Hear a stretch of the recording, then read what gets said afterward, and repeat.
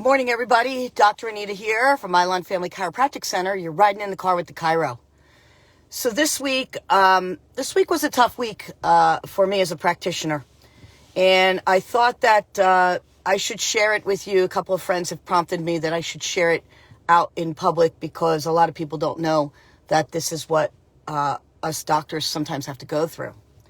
So this week I had a new person come in with very debilitating severe low back pain.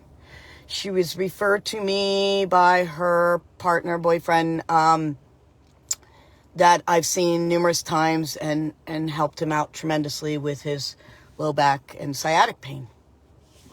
So she came in. I did my usual workup. She owns her own business, so she's got to work, right?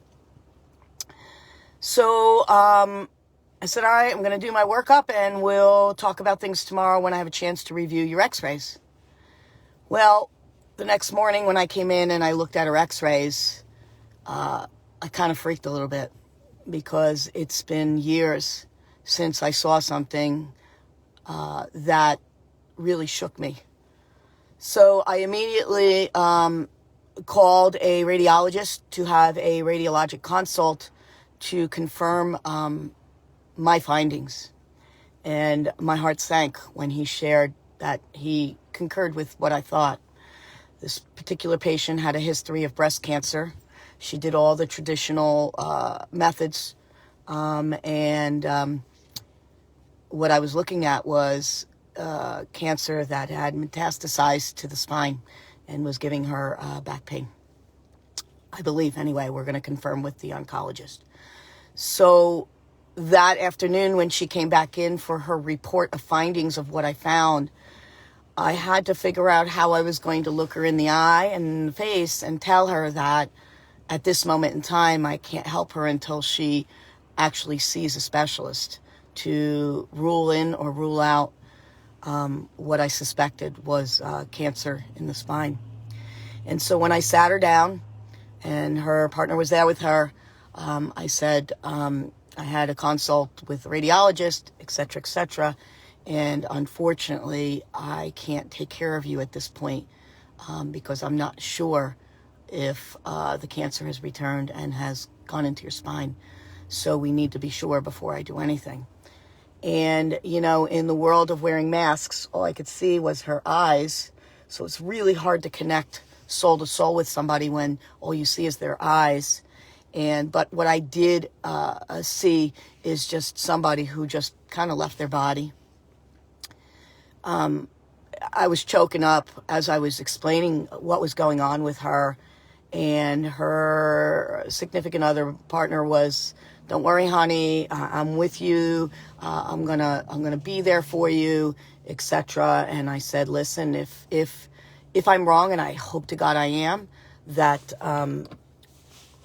you can come back and we'll do everything we can to get you on the road to health and recovery." And so I had another report of findings that I had to do right after that. And fortunately, it was somebody that I could help, and a very lighthearted couple that I was talking to after that heaviness. And so I was able to lift myself out of that funk and do what I needed to do to help that next person.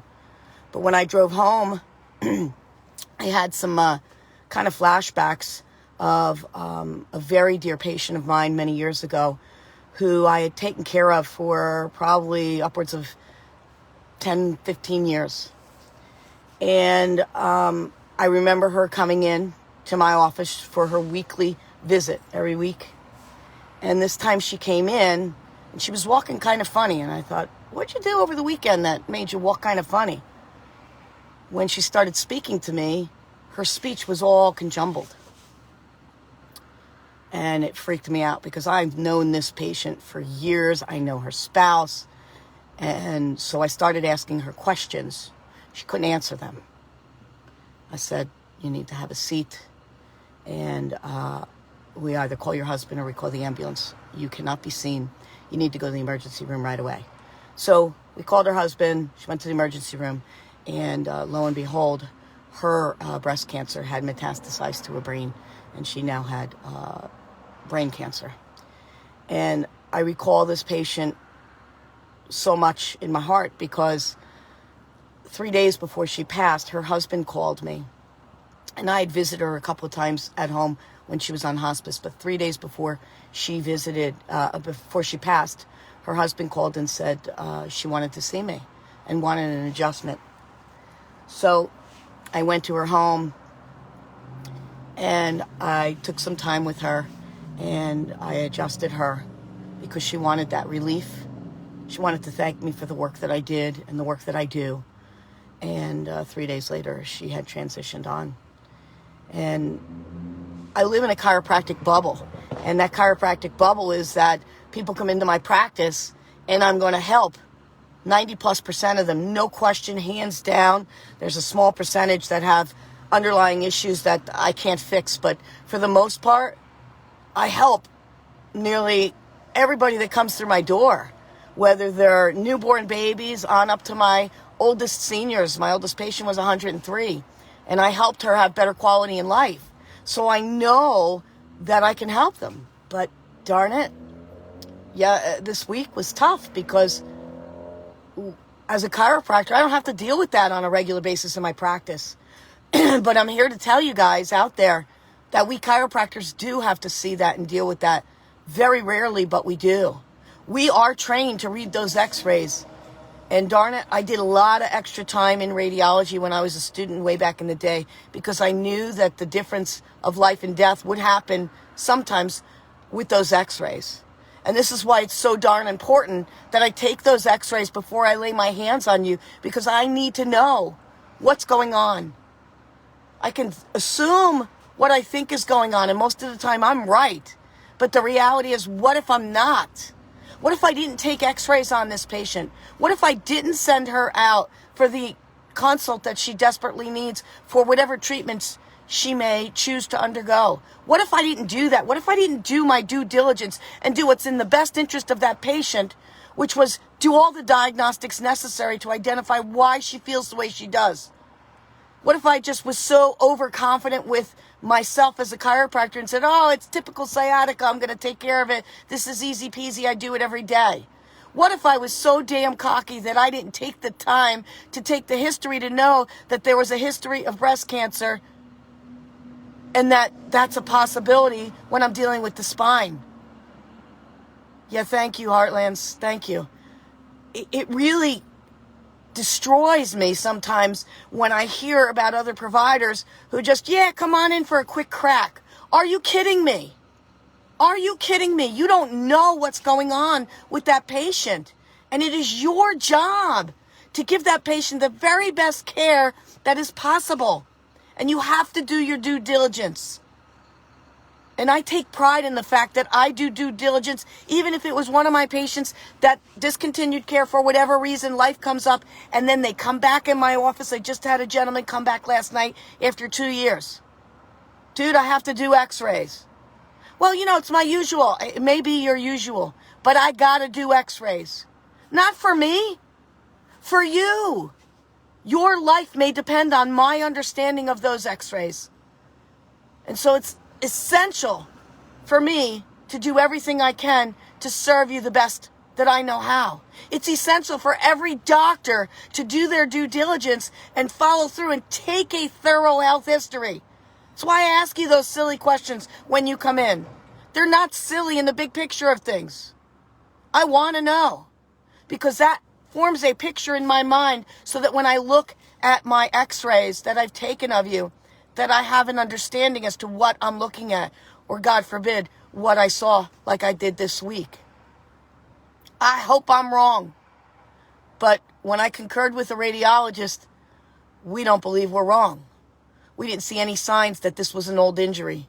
So unfortunately, I had to tell that patient that her cancer may be in her spine. Worst place cancer could ever be. Your spine, spinal cord, and your brain. So understand that we chiropractors are human too. And sometimes we have to look at things and talk about things that we don't really want to talk about because we live in our chiropractic bubble where people get well most of the time in my office, and I'm able to help people most of the time. But sometimes my hands are tied and I have to do what's right. And sometimes, yes, I have to work with medical professionals. I have no problem doing that. I had no question in my mind that this required a medical consult, and I need to work hand in hand with that doctor for the best interest of you. So when people think about what chiropractors just fix bad backs and bad necks, I'm here to tell you we do way more than that. We are skilled and trained to see way more than bad backs and bad necks. And I'm here to tell you that it's real for us too, because we're human. And while she was wearing a mask and all I could see was this much of her face, I felt what she felt. And we doctors are human. And I thank God that I don't work in that field. I'm grateful for those that do. But I thank God that I was chosen to be a chiropractor because I don't have to tell people that on a regular basis and watch the life leave their face or leave their eyes, because that's all I could see. And all I could do was say, I hope I'm wrong. My door's always open. And if I am wrong, please give me the opportunity to help change your life for the better. So I just wanted to share that little piece of humanness of what we chiropractors sometimes can go through in our practice, and that we are definitely highly skilled in our diagnostic abilities to diagnose and understand conditions that are well beyond neck and back pain.